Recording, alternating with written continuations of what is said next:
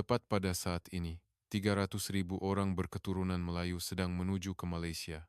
Penghijrahan etnik terbesar dalam sejarah telah bermula. Saudara mara kita yang diusir oleh kuasa-kuasa besar kira-kira 90 tahun yang lalu akhirnya pulang. Mereka tidak mempunyai negara. Setiap kali perang meletus, mereka dihantar ke barisan hadapan. Mereka hanyalah umpan meriam. Pada hari itu, tahun 2022, beliau juga hampir dihantar ke medan perang Ukraina. Tetapi kali ini, keadaannya berbeza. Malaysia telah bertindak, delegasi perunding dihantar dengan segera, dan diplomasi bermula. Kemudian, setahun kemudian, satu pemandangan yang mengejutkan direkam. Seorang pemuda yang hampir dihantar ke medan perang, berdiri tegak memakai pakaian seragam Angkatan Tentera Malaysia, ATM, bukan lagi tentera upahan negara asing, tetapi seorang anggota tentera yang mempertahankan negaranya sendiri. Apakah yang telah berlaku? Kini, kami akan mendedahkan segalanya. Jika kamu dihantar ke kancah perang Ukraina dalam masa 2 minggu, kamu dan seluruh keluarga kamu akan musnah. Tarik, pemuda berusia 24 tahun itu, tergamam di tempatnya. Pada pagi Sabtu, Oktober 2022, 3 lelaki tidak dikenali berdiri di pintu rumahnya dan menghulurkan kontrak. Itu adalah kontrak yang ditandatangani oleh Tarik sebulan yang lalu. Kontrak itu adalah untuk penempatan 6 bulan di syarikat teknologi maklumat Rusia dengan bayaran Rm50.000. Beliau sangat memerlukan uang untuk pembedahan pinggul bapaknya, yuran pengajian adik perempuannya yang tertunggak, dan sewa rumah 3 bulan yang belum dibayar. Kontrak itu ditulis dalam huruf kecil. Beliau tidak mempunyai masa untuk membacanya dengan teliti. Beliau telah menandatanganinya dan menyerahkan tanda tangannya. Uang yang diterima telah habis digunakan. Namun, itu bukan syarikat teknologi maklumat. Ia adalah kontrak dengan sebuah organisasi tentera upahan swasta sejak dari awal lagi. Tanpa disedari, pemuda itu telah menandatangani kontrak untuk dihantar ke medan perang bersama syarikat tentera upahan swasta Rusia, sebuah kumpulan tentera upahan yang bertempur dalam perang Ukraina. Bukankah ini penipuan? Saya diberitahu ini adalah syarikat teknologi maklumat. Lelaki itu hanya ketawa sinis. Semuanya tertulis dalam kontrak. Masalah kamu jika kamu tidak membacanya. Apabila Tarik enggan, lelaki itu menuntut syarat-syarat. Beliau bukan saja perlu memulangkan bayaran pendahuluan Rm50.000, tetapi juga denda Rm100.000, menjadikan jumlah keseluruhan Rm150.000 yang perlu dibayar serta-merta. Beliau diugut akan didakwa atas kesalahan penipuan jika gagal membayar. Pasportnya telah dirampas, dan mereka mengancam untuk mencederakan seluruh keluarganya jika beliau tidak mematuhi. Mereka berkata adik perempuannya akan diusir dari universiti dan gerai ibunya di pasar akan dirobohkan. Sebelum pergi, mereka melemparkan kata-kata terakhir, "Kami mengawasi kamu 24 jam sehari, jangan coba lari." Pintu ditutup, dan Tarik melutut di hadapan keluarganya. Semua ini salah saya, karena saya bodoh dan ditipu. Air mata bergenang di mata ibunya. Bapak Tarik berdiri kaku, memegang pinggulnya, kelihatan terpinga-pinga. Pada saat itu, adiknya, Suraya, mengeluarkan teleponnya dan mula mencari sesuatu. "Abang, tengok ini." Skrin yang dihulurkan oleh Suraya menunjukkan papan kenyataan komuniti Melayu perantauan. Berpuluh-puluh case yang sama telah disiarkan. Kontrak palsu syarikat teknologi maklumat, kontrak tapak pembinaan, semuanya adalah modus operandi organisasi tentera upahan swasta yang sama. Mereka hampir tidak menyentuh orang berketurunan Rusia, tetapi hanya menyasarkan Melayu perantauan. Mengapa hanya Melayu perantauan yang disasarkan? Karena mereka lemah dari segi sosial dan tidak mempunyai pihak untuk melindungi mereka. Karena tiada sesiapa yang peduli walaupun mereka melawan. Keadaan yang sama berlaku 90 tahun yang lalu, dan ia berlaku lagi sekarang. Tarik melihat keluar tingkap. Sebuah kereta hitam diletakkan di tempat letak kereta seberang jalan. Beliau benar-benar diawasi. Malam itu, bapaknya datang ke bilik Tarik. Di tangannya ada gambar hitam putih yang lama. Gambar Datuk Tarik, seorang lelaki dengan kaki palsu. "Ayah saya juga dibawa ke perang Afghanistan, dihantar ke barisan hadapan hanya karena dia seorang Melayu perantauan. Dia pulang tanpa kaki, dan sepanjang hayatnya dia dihantui mimpi ngeri. Tarik merenung gambar itu dalam diam. Selama 130 tahun, keluarga mereka telah digunakan sebagai umpan meriam di medan perang negara lain. Moyang beliau melarikan diri dari kekejaman di Nusantara pada tahun 1890-an dan pergi ke Asia Tengah. Kemudian, pada tahun 1930-an, beliau diusir ke Kazakhstan, dituduh sebagai mata-mata oleh kuasa besar pada masa itu. Itulah sejarah keluarga kami. Tarik menundukkan kepalanya. Karena saya bodoh dan ditipu, perkara yang sama berlaku lagi. Bapak Tarik memegang tangan anaknya. Ini bukan salah kamu. Kamu lakukannya untuk menyerah keluarga. Mereka yang menipu adalah salah. Kita akan cari jalan penyelesaian. Petang keesokan harinya, Yusuf, rakan sekerja Tarik, datang melawat. Yusuf bimbang karena Tarik tidak dapat dihubungi sejak Jumat. Setelah mendengar keadaan itu, Yusuf mengeluh. Banyak kes serupa berlaku di kalangan Melayu perantauan baru-baru ini. Rakan saya juga menjadi mangsa. Apa yang berlaku kepada rakan kamu? Dia membayar separuh daripada denda dan berjaya melarikan diri. Dia merasuah perekrut. Tetapi ia tetap menelan belanja Rm70.000 hingga Rm80.000. Tarik menggeleng. Beliau tidak mempunyai uang sebanyak itu. Bayaran pendahuluan Rm50.000 sudah habis digunakan. Yusuf berkata dengan nada bersalah, "Maaf, saya pun tak ada uang sebanyak itu." Kemudian Yusuf berkata dengan berhati-hati, "Mungkin ada satu jalan. Kedutaan Malaysia. Kamu seorang Melayu perantauan, mungkin mereka akan membantu." Adakah Malaysia akan membantu kami? Sedangkan kami tidak mempunyai kewarganegaraan. Saya tidak tahu. Tetapi ia berbaloi untuk dicoba. Jika tidak berbuat apa-apa, kamu akan dihantar ke medan perang dalam masa 2 minggu. Selepas Yusuf pergi, kata-katanya terus terngiang-ngiang di pikiran Tarik. Namun, beliau tidak pernah ke Malaysia dan tidak tahu berbahasa Melayu. Beliau hanya tahu moyangnya berasal dari semenanjung tanah Melayu. Beliau tidak pasti sama ada Malaysia akan membantu, tetapi tiada pilihan lain. Akhirnya, Tarik membuka komputernya. Beliau menemui halaman sokongan konsular kecemasan di laman web Kedutaan Malaysia. Dengan bantuan fungsi terjemahan, beliau menulis surat dalam bahasa Inggris yang terhenti-henti. Kepada pegawai Kedutaan Malaysia yang dihormati, nama saya Tarik. Saya anak Melayu generasi keempat yang menetap di Kazakhstan. Sebuah organisasi tentara upahan swasta Rusia cuba menghantar saya ke perang Ukraina sebagai tentara upahan.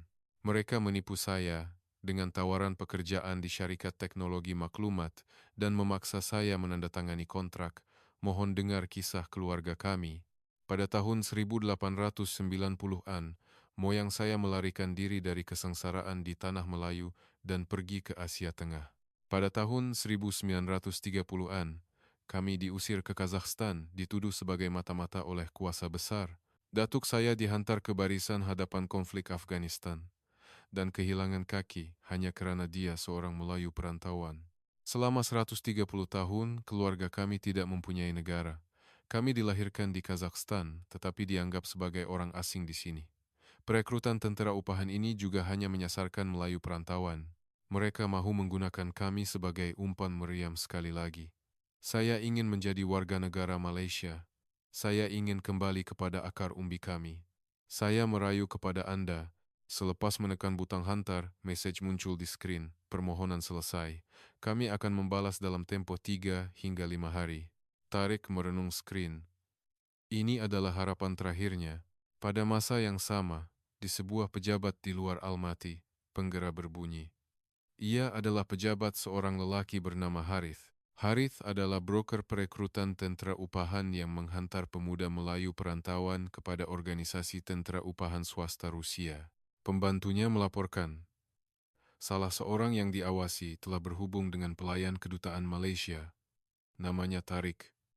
Harith membuka laci mejanya. Sekumpulan uang tunai rubel Rusia kelihatan. Rasuah yang diterima daripada Kolonel Ilyas di Moskow, Rm50.000, untuk setiap Melayu perantauan.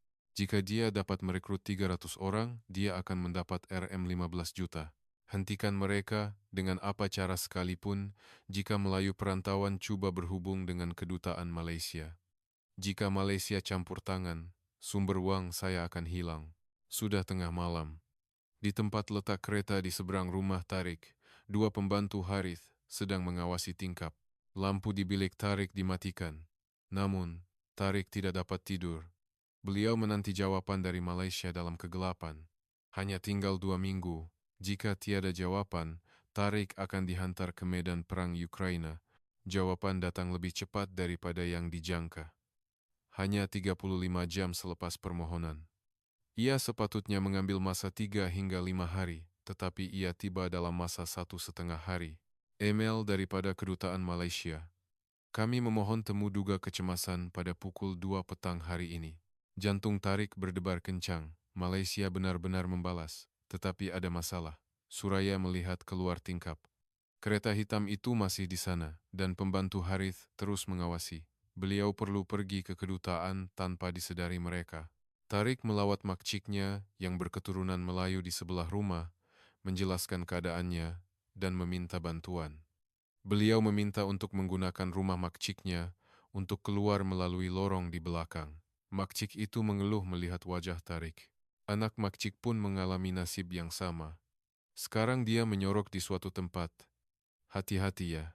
Pukul 1.30 tengah hari. Tarik masuk melalui pintu hadapan rumah makciknya dan diam-diam keluar melalui pintu belakang. Jantungnya terasa seperti mahu pecah. Beliau menoleh ke belakang beberapa kali semasa berjalan di lorong, tetapi pengawas hanya melihat bahagian hadapan rumah Tarik.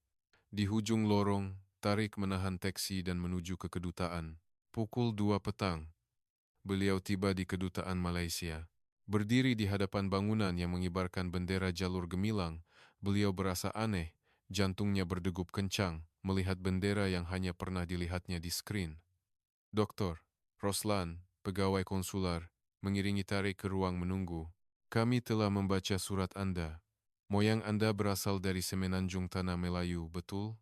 Ya. Saya dengar mereka melarikan diri dari kekejaman pada tahun 1890-an dan pergi ke Asia Tengah. Doktor Roslan mengeluarkan dokumen dan mula menerangkan dengan tenang.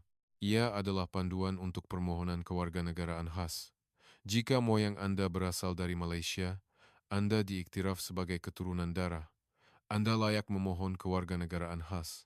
Kerajaan Malaysia sudah bersiap sedia untuk bertindak. Ada syarat-syarat.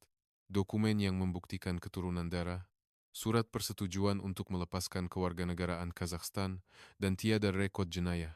Tarik memeriksa syarat-syarat satu persatu, dan beliau dapat memenuhi kesemuanya. Bolehkah keluarga saya ikut sekali? Ya, boleh. Ibu bapa dan adik Anda, semuanya. Walau bagaimanapun, kami memerlukan kerjasama daripada kerajaan Kazakhstan. Kami perlu mendapatkan kebenaran keluar negara. Kerajaan Malaysia sedang melakukan yang terbaik sekarang. Ini adalah kali pertama beliau mendengar seseorang bertindak untuk dirinya dan keluarganya. Sepanjang hidupnya, beliau tidak pernah dilindungi kerana beliau seorang Melayu perantauan. Tarik tidak mempunyai pilihan lain. Jika beliau hanya menunggu di sini, beliau akan dihantar ke medan perang dalam masa 2 minggu. Pukul 3 petang. Laporan kecemasan diterima di pejabat Harith. Pembantunya berkata dengan cemas, Tarik telah melarikan diri dari pengawasan. Dia telah memasuki kedutaan Malaysia. Harith menjerit sambil berdiri. Apa? Macam mana dia boleh terlepas? Kamu hanya melihat bahagian hadapan rumah. Kami tidak tahu. Kami hanya mengawasi bahagian hadapan. Maafkan kami. Harith mencarut dan mengarahkan dua pembantunya untuk bergegas ke hadapan kedutaan. Arahan adalah untuk menangkap Tarik sebaik sahaja dia keluar. Pukul 4 petang. Tarik keluar dari kedutaan. Sebaik sahaja beliau melangkah keluar dari pintu pagar, dua lelaki menghampirinya. Wajah yang sama dilihatnya di hadapan rumahnya pada waktu pagi. Ikut kami. Apabila Tarik enggan, salah seorang pembantu cuba memegang lengannya dengan kasar. Pada saat itu, pintu kedutaan terbuka dan Dr. Roslan, pegawai konsuler, keluar. Beliau memegang teleponnya dan mula merakam. Apa yang kamu berdua lakukan di hadapan kedutaan Malaysia? Saya merakam segala-galanya. Patutkah saya panggil polis? Salah seorang pembantu menjawab sambil tersenyum sinis. Ini masalah pribadi antara warga negara Kazakhstan. Saya tidak pikir ia adalah urusan diplomat negara asing untuk campur tangan. Seorang lagi pembantu menyampuk, ini masalah antara orang kita. Bukankah ini tindakan yang tidak beretika dari segi diplomatik? Dr. Roslan mendekatkan teleponnya. Saya merekam wajah kamu dengan jelas. Silakan teruskan. Terangkan kepada polis apabila mereka tiba. Pembantu-pembantu itu teragak-agak. Jika rekaman itu kekal sebagai bukti, dan ia berkembang menjadi isu diplomatik, mereka juga akan menghadapi masalah. Seorang daripada mereka merenung tarik dan berkata, kami lepaskan kamu hari ini, tetapi ini belum berakhir. Apabila pembantu-pembantu itu pergi, tarik tunduk hormat kepada Dr. Roslan. Terima kasih banyak, kami akan menghantar Anda pulang ke rumah hari ini. Itu lebih selamat. Pagi keesokan harinya, Harith menerima panggilan telepon daripada Kolonel Ilyas di organisasi tentera upahan di Moskow. Bukan hanya Tarik, kesemua 300 orang Melayu perantauan cuba berhubung dengan kedutaan Malaysia. Desas-desus telah merebak selepas Tarik mula-mula bertindak. Kedutaan Malaysia akan membantu. Kewarganegaraan khas mungkin. Keluarga boleh ikut sekali. Apabila harapan muncul, Melayu perantauan yang lain mula bertindak. Jika 300 orang terlepas, rancangan kami akan musnah. Hentikan mereka dengan apa cara sekalipun. Beri tekanan kepada keluarga mereka. Tempat kerja, syarikat, sekolah, jadikan semuanya tebusan. Rasuah pegawai tempatan Kazakhstan untuk mendapatkan kerjasama. Apabila Harith menyebut kos rasuah yang tinggi, Ilyas segera menjawab, saya akan bayar 2 kali ganda jika kamu berjaya. Selepas panggilan berakhir, Harith mengumpulkan pembantunya dan mengarahkan mereka. Buat senarai keluarga ke semua 300 orang, sasaran perekrutan tentera upahan, tempat kerja ibu bapa, sekolah adik-beradik, syarikat saudara mara, cari tahu semuanya. Lakukan dengan teliti supaya tiada jalan keluar. Kita akan mula memberi tekanan esok pagi. Petang hari itu, Peguam Harith melawat kedutaan Malaysia dan menyerahkan dokumen rasmi. Jangan campur tangan dalam urusan perniagaan swasta di Kazakhstan. Kami akan mengambil tindakan undang-undang. Apabila Dr. Roslan melaporkan kepada duta besar, wajah duta besar menjadi keruh. Mereka mengugut kita. Hantar laporan kecemasan segera kepada Wisma Putra di Kuala Lumpur. Keadaan semakin serius. Ini bukan lagi masalah yang boleh diselesaikan di peringkat kedutaan. Malam itu, kabel kecemasan dihantar ke Wisma Putra di Kuala Lumpur. Kandungannya, 300 Melayu perantauan di Kazakhstan diugut oleh broker tentera upahan Rusia, dan tekanan sistematik terhadap keluarga mereka akan bermula tidak lama lagi. Tarik tidur tanpa mengetahui fakta ini, tidak menyadari apa yang akan berlaku keesokan harinya. Keesokan paginya, Suraya menelepon dari universiti dengan suara yang gemetar. Abang, saya dipanggil oleh dekan. Saya diberi amaran bahwa saya mungkin akan menghadapi masalah karena masalah abang. Dia suruh saya ambil cuti belajar. Tarik terdiam. Suraya adalah harapan keluarga, belajar dengan beasiswa sejak sekolah menengah. Pada masa yang sama, Ibu Hawa diusir dari pasar. Secara tiba-tiba, penguat kuasa muncul dan merobohkan gerai peniaga Melayu perantauan secara paksa. Itu adalah tempat beliau berniaga selama lebih 10 tahun. Apabila ditanya sama ada beliau mempunyai lesen, dan beliau menjawab ya, mereka merampas lesen itu, mendakwa ia adalah palsu. Ibu Hawa pulang ke rumah dengan tangan kosong. Bapak Tarik menggenggam penumbuknya, tetapi tidak dapat berbuat apa-apa. Beliau tidak boleh berbuat apa-apa sejak pinggulnya sakit. Tarik tidak dapat berkata apa-apa. Seluruh keluarganya akan musnah karena kontrak yang beliau tanda tangani secara bodoh. 2 hari kemudian, keadaan menjadi lebih serius. 50 keluarga Melayu perantauan berkumpul di kawasan kejiranan yang mempunyai ramai Melayu perantauan. Semuanya adalah keluarga sasaran perekrutan tentera upahan. Keadaan mereka semua sama. Dibuang kerja, perniagaan diserbu, anak-anak tertekan untuk berhenti sekolah. Seorang lelaki berkata dia dipecat secara tiba-tiba dari kilang tempat dia bekerja selama 20 tahun. Alasannya adalah pengurangan tenaga kerja. Tetapi semua yang dipecat pada hari itu adalah Melayu perantauan. Seorang wanita menangis. Apa kesalahan kita? Ibu bapak kita juga diusir dengan cara yang sama. Kita akan menghadapi nasib yang sama lagi. Tiada siapa yang dapat menjawab. Perkara yang sama berlaku semasa pengusiran paksa pada tahun 1930-an. Ibu bapa dan datuk nenek mereka tiba-tiba dirampas segala-galanya, dimasukkan ke dalam kereta api kargo, dan dibawa ke Asia Tengah. Hampir 90 tahun telah berlalu, tetapi tiada apa yang berubah. Ketakutan merebak di seluruh komuniti Melayu perantauan. Pukul 9 malam itu, mesyuarat kecemasan diadakan di Wisma Putra di Kuala Lumpur. Duta Besar di Kazakhstan melaporkan melalui persidangan video, 300 Melayu perantauan berada di bawah tekanan dengan keluarga mereka dijadikan tebusan. Lebih 50 orang telah diusir dari tempat kerja atau sekolah dalam tempoh 2 hari ini. Ini adalah serangan sistematik. Di belakangnya adalah syarikat tentera upahan swasta Rusia. Kerajaan Kazakhstan mengelak campur tangan, mendakwa ia adalah masalah perniagaan swasta. Mereka enggan bertindak, bimbang akan reaksi Rusia. Tengah malam, mesyuarat Majelis Keselamatan Negara Kecemasan diadakan di kediaman Perdana Menteri. Perdana Menteri bertanya, adakah terdapat sebarang cara? Menteri Luar Negeri menjawab, ini berlaku di wilayah Kazakhstan. Ia boleh dihentikan jika kerajaan Kazakhstan bertindak. Masalahnya ialah Kazakhstan bimbang akan reaksi Rusia. Kalau begitu, mari kita yakinkan Kazakhstan. Adakah kita tahu apa yang mereka perlukan? Ketua Agensi Perisikan menerangkan, Kazakhstan sangat bergantung pada ekspor tenaga, tetapi kemudahan pemprosesan gas mereka bergantung kepada Rusia.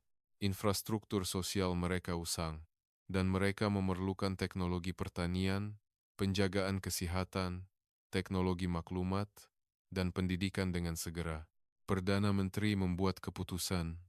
Mari kita tawarkan apa yang diperlukan oleh Kazakhstan dengan tepat.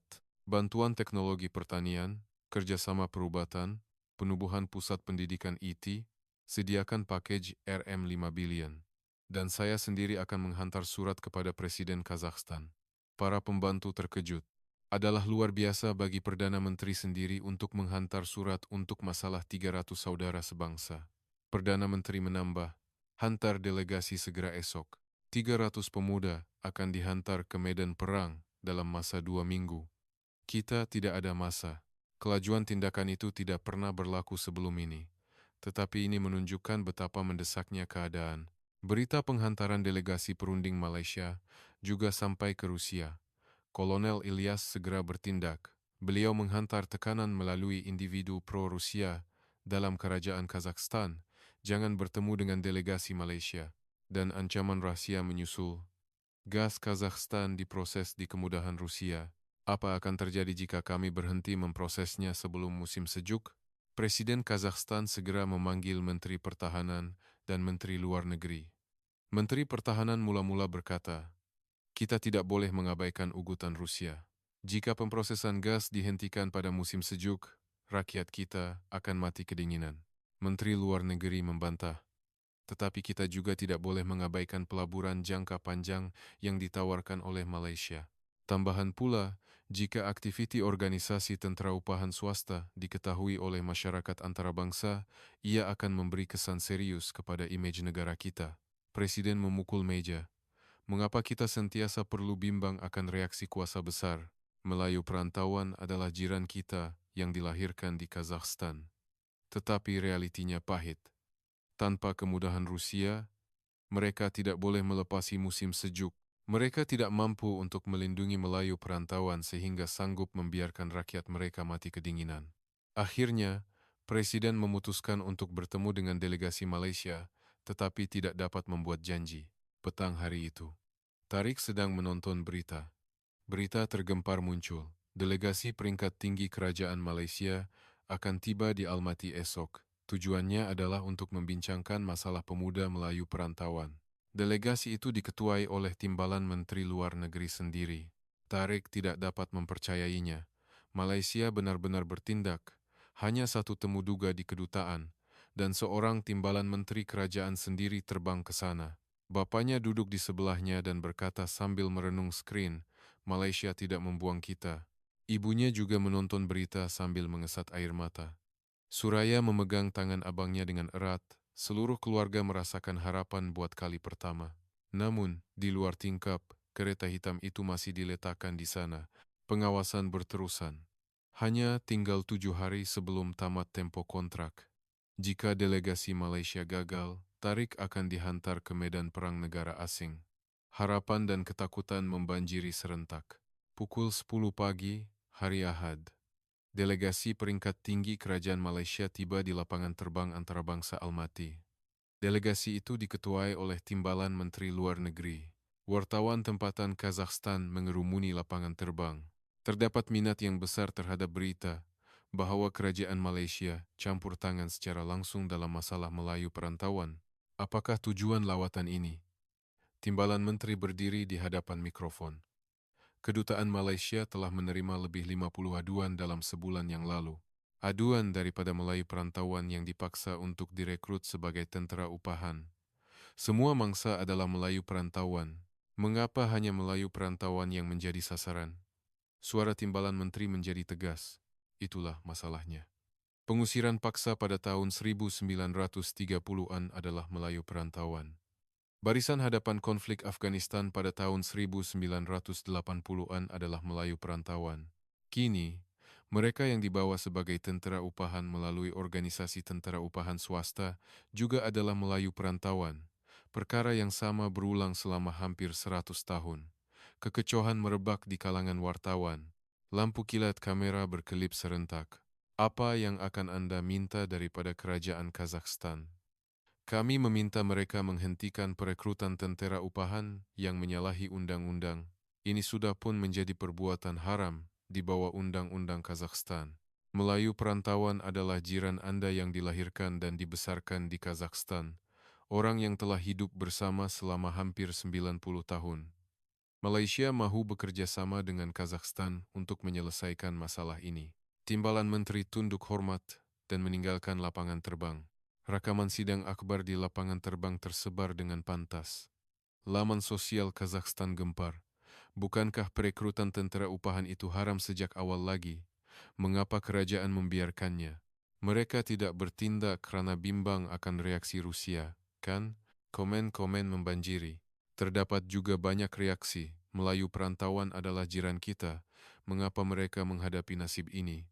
Kata-kata hampir 100 tahun menyentuh hati orang ramai. Sungguh mengejutkan bahawa perkara yang sama telah berulang selama lebih 1 abad.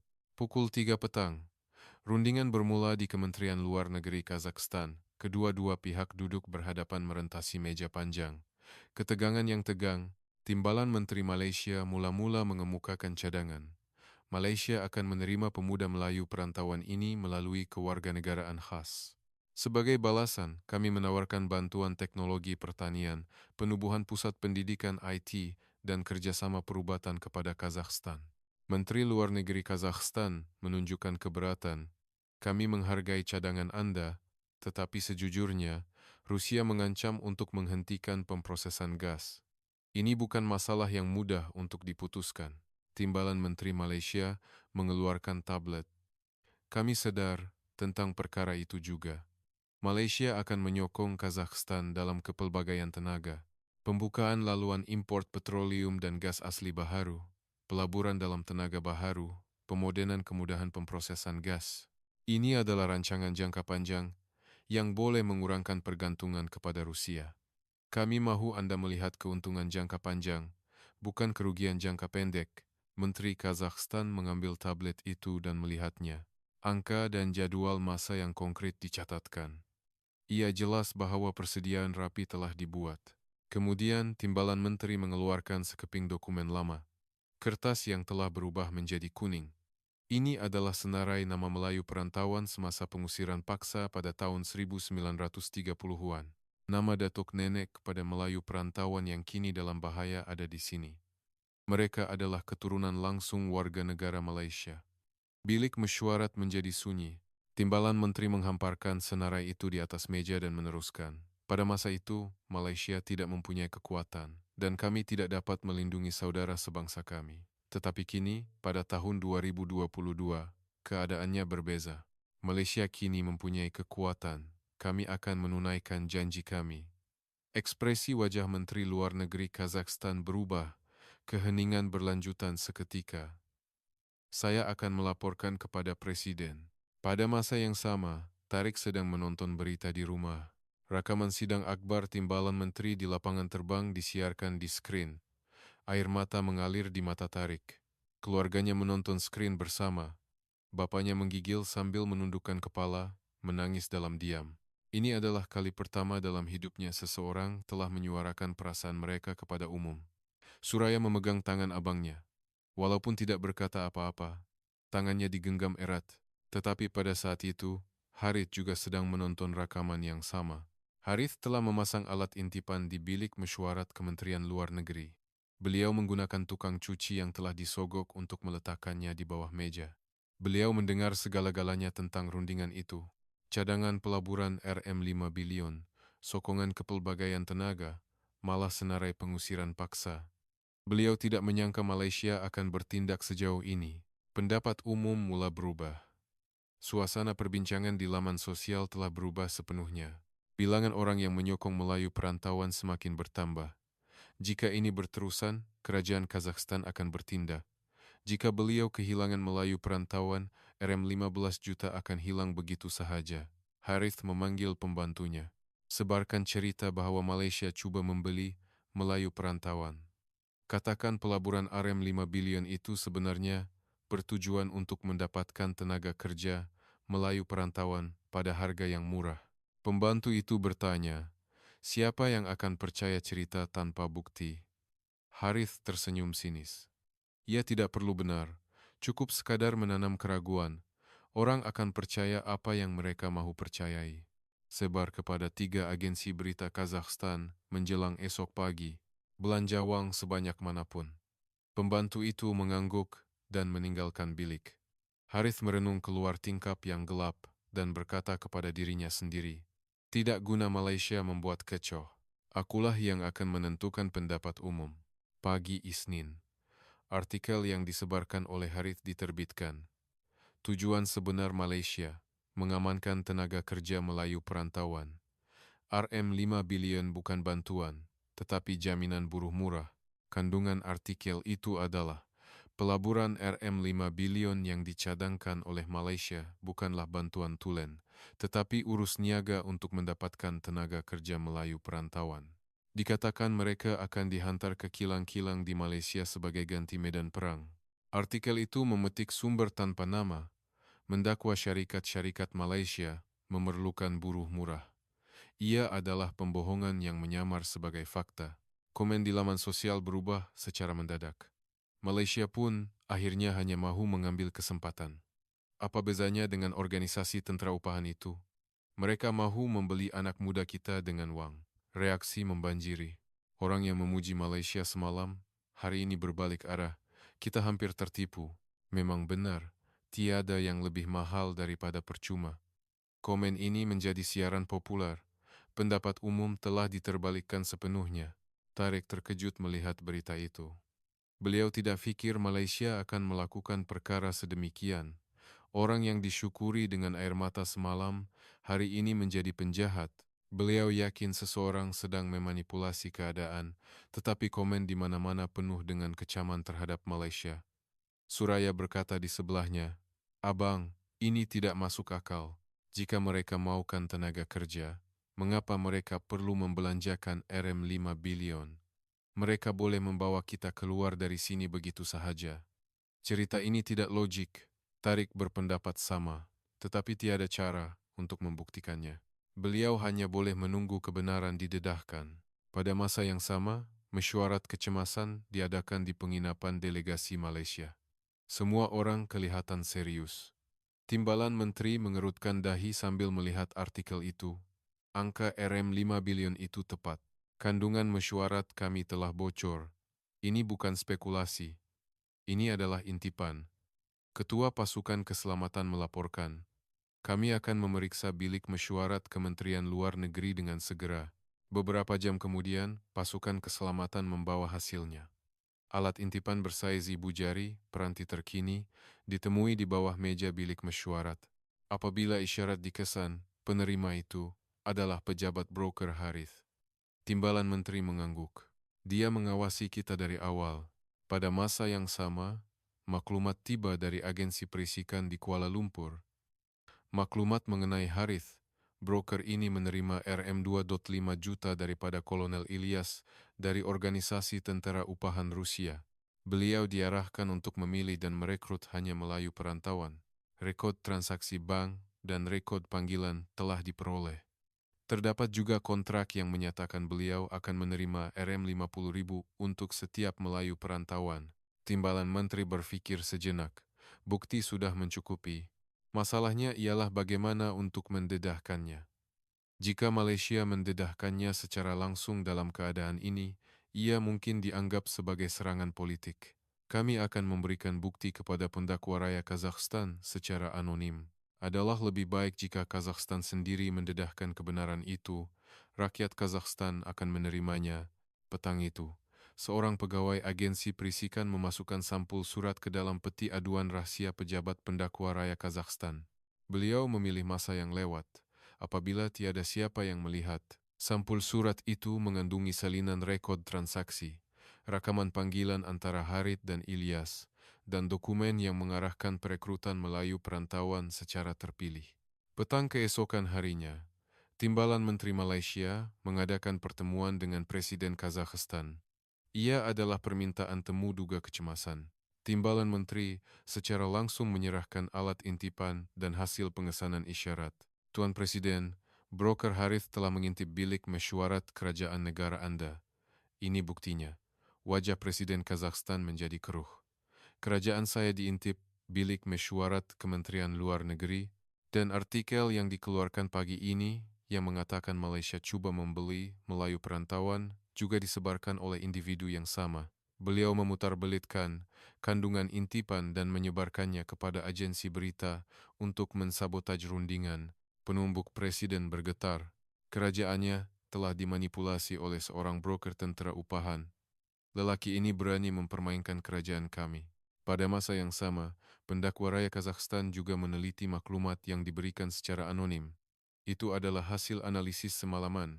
Bukti bahwa Harith menerima rasuah daripada Rusia untuk menjual Melayu perantauan sebagai tentera upahan. Rekod transaksi bank adalah jelas. Jumlah, nombor akaun, semuanya sepadan. Penyiasat melaporkan kepada atasannya, bukti itu kukuh. Tidak syak lagi bahwa Harith menerima rasuah daripada organisasi tentera upahan Rusia. Saya akan memohon waran tangkap. Presiden mengarahkan, tangkap Harith segera. Jangan berlengah walau sesaat. Lewat petang itu, pendakwa raya menyerbu pejabat Harith. Harith sedang duduk di mejanya, menghirup kopi. Dia mengangkat kepalanya apabila pintu dibuka dengan kuat. Penyiasat pendakwa raya bergegas masuk. Tuan Harith, Anda ditangkap atas tuduhan pengubahan wang haram-haram, intipan kemudahan kerajaan, penyebaran maklumat palsu, dan rasuah. Wajah Harith menjadi pucat, cawan kopi terlepas dari tangannya dan pecah di atas lantai. Beliau digari. Lelaki yang semalam berbangga akulah yang akan menentukan pendapat umum. Lelaki yang mentertawakan Melayu perantauan sebagai sasaran mudah. Semuanya musnah. Harith bergumam sambil diiringi. Saya tidak sangka Malaysia akan bertindak sejauh ini. Penyiasat menjawab, kamu tidak berurusan dengan minoriti kecil. Kamu berurusan dengan saudara sebangsa kerajaan Malaysia. Komputer dan dokumen di pejabat Harith dirampas. Di dalamnya terdapat maklumat pribadi 300 Melayu perantauan, senarai keluarga, dan rancangan ugutan. Semua bukti jenayahnya kekal di sana. Kejatuhan total Harith. Pukul 2 petang. Kerajaan Kazakhstan mengadakan sidang media kecemasan. Menteri Luar Negeri sendiri mengetuai sidang media. Dewan yang dipenuhi wartawan tegang. Kami memohon maaf kepada rakyat. Broker perekrutan tentera upahan, Harith, telah mengintip mesyuarat kerajaan dan menyebarkan maklumat palsu kepada agensi berita. Berita bahwa Malaysia cuba membeli Melayu perantauan untuk buruh adalah berita palsu yang direka oleh Harith. Di skrin, dokumen bukti dipaparkan. Rekod transaksi bank menunjukkan Harith menerima rasuah daripada Rusia untuk menjual Melayu perantauan ke medan perang. Tarikh, jumlah, nombor akaun, semuanya jelas kelihatan. Harith menerima RM2.5 juta daripada organisasi tentera upahan Rusia. Beliau cuba menghantar pemuda Melayu perantauan sebagai tentera upahan ke perang Ukraina. Kerajaan kami gagal menghalang perkara ini. Kami memohon maaf sedalam-dalamnya kepada rakyat. Wartawan gempar. Agensi berita Kazakhstan menyiarkan berita tergempar berturut-turut. Harith ditangkap, pengubahan wang haram dan intipan. Dakwaan buruh murah Malaysia terbukti palsu. Organisasi tentera upahan Rusia merancang merekrut Melayu perantauan petang itu. Tarik melihat berita, dan skrin menunjukkan Harith digari dan diiringi keluar. Lelaki yang menggugutnya dan keluarganya, yang coba menjualnya ke medan perang. Air mata mengalir di mata Tarik. Malaysia telah melindungi mereka sehingga ke akhirnya, 2 hari kemudian, Presiden Kazakhstan membuat keputusan muktamad. Semua anggota organisasi Harith ditahan. Langkah-langkah diambil untuk melindungi Melayu perantauan.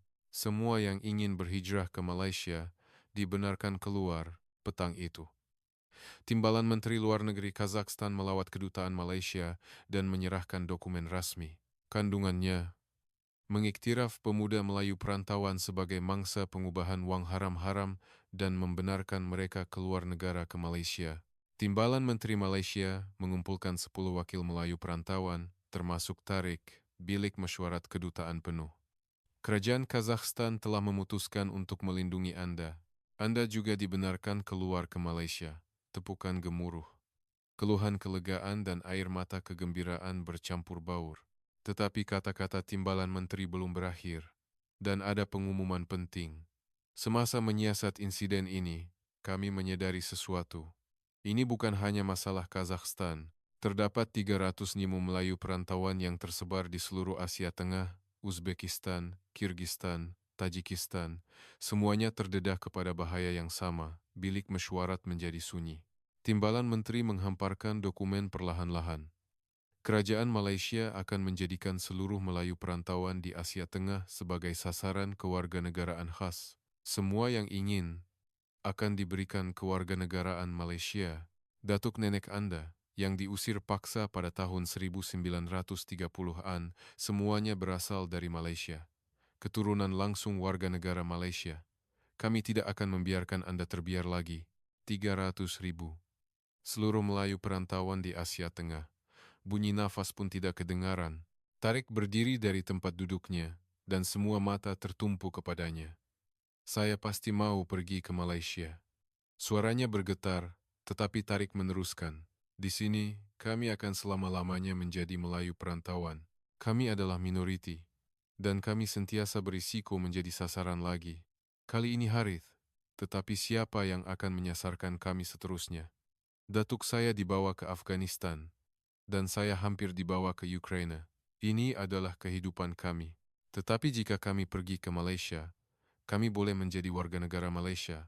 Kami boleh hidup dengan bermaruah tanpa diskriminasi sebagai tuan punya negara kami. Itulah sebabnya saya pergi ke Malaysia. Seorang demi seorang, tangan diangkat. Akhirnya, 287 daripada 300 orang memilih Malaysia. 13 orang memilih untuk kekal. Ada yang tidak dapat meninggalkan ibu bapa yang tua. Ada yang tidak dapat menyelesaikan perniagaan mereka. Masing-masing mempunyai alasan tersendiri.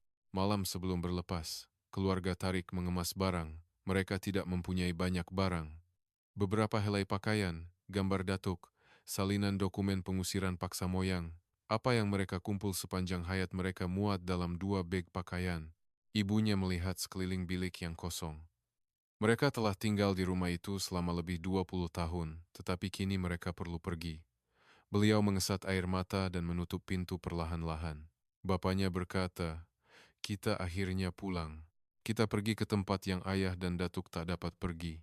Lapangan terbang antarabangsa Almaty. 287 Melayu perantauan dan keluarga mereka, sejumlah kira-kira 600 orang, berkumpul. Kerajaan Malaysia menghantar 3 pesawat sewa khas. Ruang menunggu lapangan terbang dipenuhi dengan orang ramai, kanak-kanak, orang tua, orang muda. Menarik beg pakaian dan membawa barang-barang, semuanya menuju ke tempat yang sama. Tarik menoleh ke belakang semasa menaiki tangga pesawat.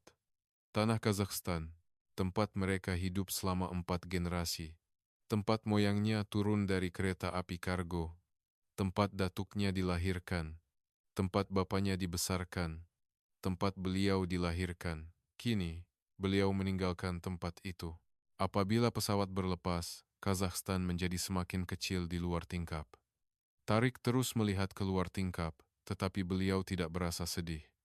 Sebaliknya, hatinya berasa ringan. Pengumuman dalam pesawat kedengaran, tuan-tuan dan puan-puan, Anda adalah langkah pertama kepulangan beramai-ramai Melayu perantauan Asia Tengah. Selepas Anda, saudara sebangsa dari Uzbekistan, Kirgistan, dan Tajikistan akan datang. Malaysia menanti ke semua 300.000 orang. Selamat datang ke tanah air. Selamat kembali. Melayu perantauan bertepuk tangan. Tangisan turut bercampur. Tarik merenung keluar tingkap. Di bawah awan, terbentanglah tanah. Di suatu tempat, di hadapan, Malaysia menanti. 1 jam selepas berlepas, Tarik memeriksa berita menggunakan komunikasi dalam pesawat. Berita tergempar Kazakhstan menarik perhatiannya. Harith dijatuhkan hukuman penjara sehingga 15 tahun kerana pengubahan wang haram-haram. 12 ahli organisasi Harith ditahan. Mereka yang menyusahkan mereka telah dihukum. Tarik menunjukkan skrin kepada keluarganya. Bapaknya mengangguk perlahan. Kemudian, berita Rusia juga menarik perhatiannya. Kolonel Ilyas organisasi tentera dipecat, dihadapkan ke mahkamah tentera. Tarik tidak percaya apa yang dilihatnya. Ilyas adalah orang di belakang Harith. Seorang kolonel di organisasi tentera, ketua operasi perekrutan tentera upahan Melayu perantauan. Kenapa dia dipecat? Berita tergempar dari rangkaian antarabangsa terkenal turut diterbitkan. Kolonel organisasi tentera Rusia dipecat kerana tekanan diplomatik Malaysia. Apabila membaca kandungannya, Malaysia memberi amaran untuk menghentikan pembinaan kapal pengangkut Arktik dan Rusia mengalah. Projek gas asli Arktik Rusia adalah projek negara bernilai triliun ringgit. Pembinaan kapal pengangkut Arktik, teras projek ini, hanya boleh dilakukan oleh Malaysia di dunia. Rusia tidak sanggup melepaskan projek negara untuk 300 Melayu perantauan. Akhirnya, Rusia memilih untuk mengorbankan Kolonel Ilyas. Tarik merenung skrin. Malaysia memberi tekanan kepada Rusia juga. Untuk mereka, hatinya menjadi panas. Dunia memerhatikan, ia adalah detik bersejarah, di mana saudara sebangsa yang terpisah selama 130 tahun pulang. Melayu perantauan di seluruh pesawat berkongsi berita itu. Sorakan dan tangisan bercampur baur. Seorang warga emas datang ke sebelah Tarik. Matanya basah. Keadilan ditegakkan selepas 130 tahun. Kita menang. Saya dapat melihat pemandangan yang ayah dan datuk saya tidak dapat lihat. Tarik melihat keluar tingkap. Cahaya matahari memancar dari atas awan. Di suatu tempat di bawahnya terletaknya Malaysia. Beberapa jam kemudian, pengumuman dalam pesawat, kami akan mendarat di lapangan terbang antarabangsa Kuala Lumpur tidak lama lagi. Sila pakai tali pinggang keledar Anda. Jantung Tarik berdegup kencang. Pesawat mendarat di landasan, dan lapangan terbang Kuala Lumpur kelihatan di luar tingkap. Sebuah bangunan yang besar. Apabila Tarik menuruni tangga pesawat, sepanduk dibentangkan di lobi ketibaan. Selamat datang, saudara Melayu perantauan. Kami mengucapkan tahniah atas kepulangan Anda selepas 130 tahun, pegawai kerajaan Malaysia, sukarelawan, dan wartawan menanti. Lampu kilat kamera berkelip, dan wartawan mengerumuni. Timbalan Menteri Luar Negeri memegang mikrofon. Saudara Melayu perantauan, selamat datang ke Malaysia. Selamat kembali. Pada tahun 1930 Rama, apabila kuasa besar mengusir datuk nenek Anda, Malaysia tidak mempunyai kekuatan. Kami tidak dapat melindungi Anda, tetapi sekarang keadaannya berbeza. Walaupun terlambat, selamat kembali ke tanah air. Tarik berdiri di hadapan kaunter imigresen. Pegawai mengambil dokumen Tarik, pas masuk khas Malaysia yang baru dikeluarkan. Pegawai mengesahkan dokumen itu dan mendongak. Anda Melayu perantauan, ya? Saya lihat berita itu. Pasti sukar bagi Anda. Pegawai itu berkata sambil tersenyum. Encik Kamal bin Abdullah, Anda dibenarkan masuk sebagai warga negara Malaysia. Selamat datang. Air mata mengalir di mata Tarik. Warga negara Malaysia, bukan Tarik, tetapi Kamal bin Abdullah. Beliau telah mendapatkan kembali nama nenek moyangnya selepas 130 tahun. Beliau keluar dari lapangan terbang. Ia adalah malam Kuala Lumpur. Lampu bangunan bersinar. Udara sejuk menyentuh wajahnya, tetapi hatinya hangat. Bapaknya memandang ke langit, langit yang sama, tetapi rasanya berbeza di sini. Tarik mengangguk. Langit yang sama, tetapi mulai sekarang, di bawah langit ini, beliau boleh hidup sebagai tuan punya negara. Taman Suraya. Ia adalah kemudahan kediaman sementara yang disediakan oleh kerajaan Malaysia untuk Melayu perantauan.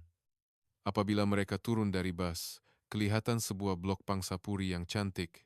Bendera Malaysia berkibar. Apabila mereka masuk ke bilik, ia adalah bilik dengan pemanas lantai yang hangat. Apabila mereka membuka peti sejuk, ia penuh dengan acar dan lauk pauk. Seseorang telah menyediakannya lebih awal. Ibunya menyentuh lantai dengan pemanas lantai. Hangatnya, air mata mengalir.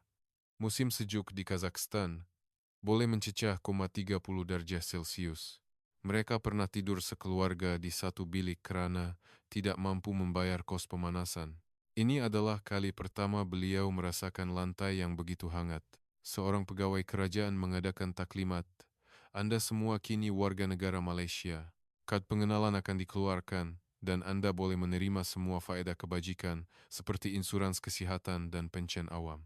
Bantuan penempatan, bantuan perumahan, bantuan pekerjaan, pendidikan anak-anak, dan pendidikan bahasa Melayu, semuanya akan kami sokong. Melayu perantauan saling berpandangan. Perkara yang tidak pernah dapat dibayangkan di Kazakhstan. Suraya mengangkat tangan. Saya seorang pelajar universiti, sudah tentu.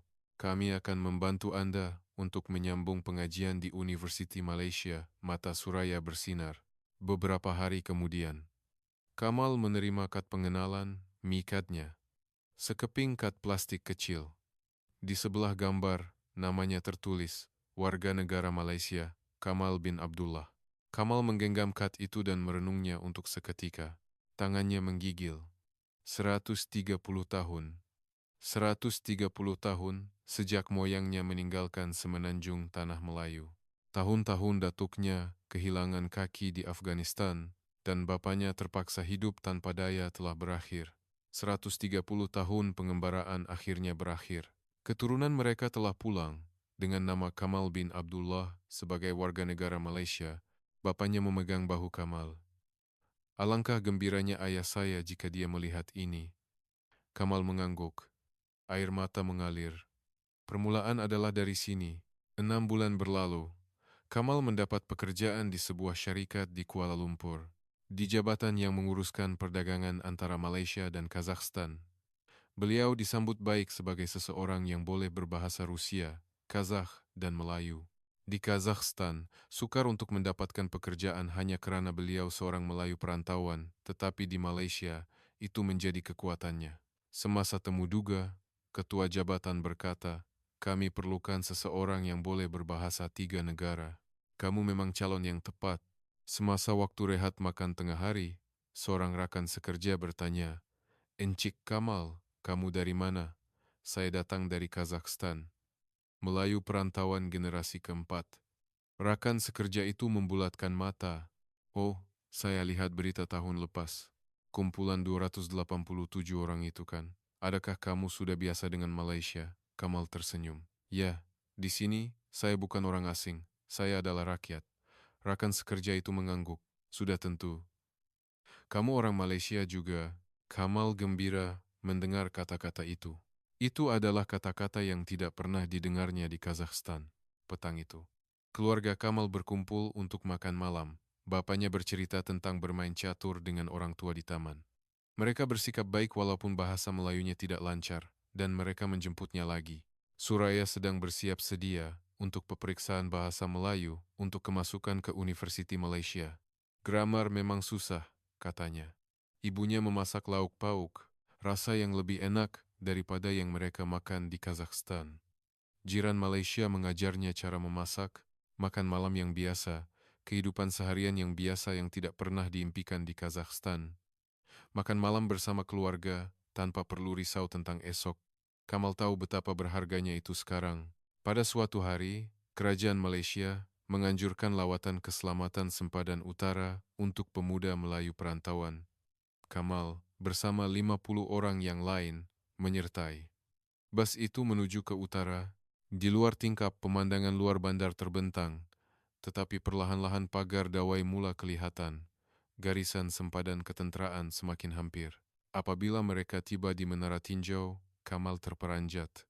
Di seberang kelihatan negara lain, tanah yang sama bangsanya, tetapi terpisah. Anggota tentera muda Malaysia memegang senjata, mempertahankan sempadan, sebaya dengan Kamal. Cuaca sejuk, tetapi mereka berdiri tegak. Kamal termenung.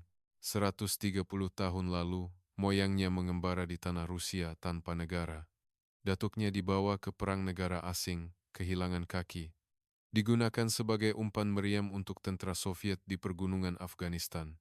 Beliau juga hampir dibawa ke perang negara asing. Hampir mati untuk Rusia di medan perang Ukraine. Tetapi kini, keadaannya berbeza.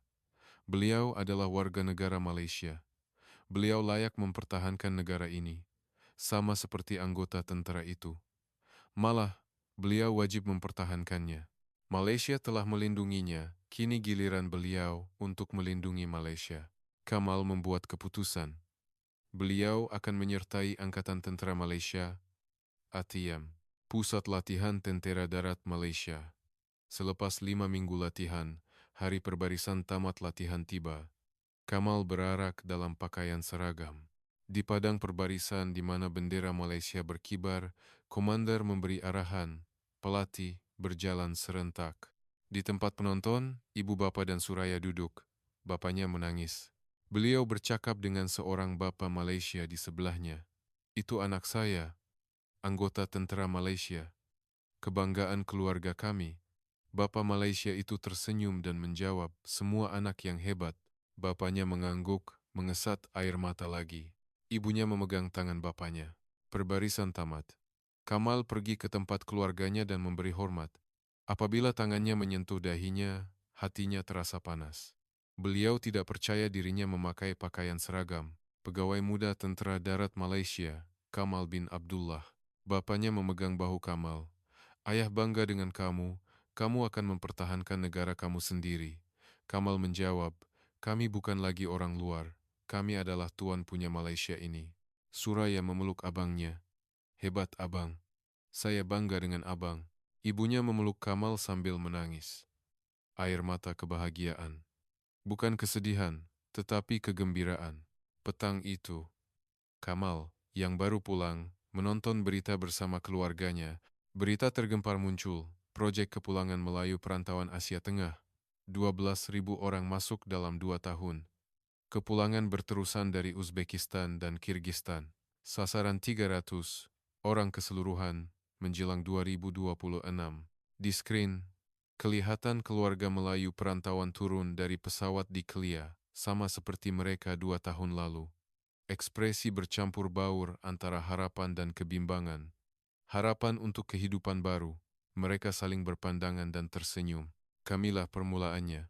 287 orang datang dahulu, dan kini 300.000 orang menyusul. Kepulangan beramai-ramai selepas 130 tahun telah bermula. Bapaknya berkata, kisah keluarga kita bukan lagi pengakhiran. Ia adalah permulaan. Kamal mengangguk. Di luar tingkap, pemandangan malam Kuala Lumpur bersinar.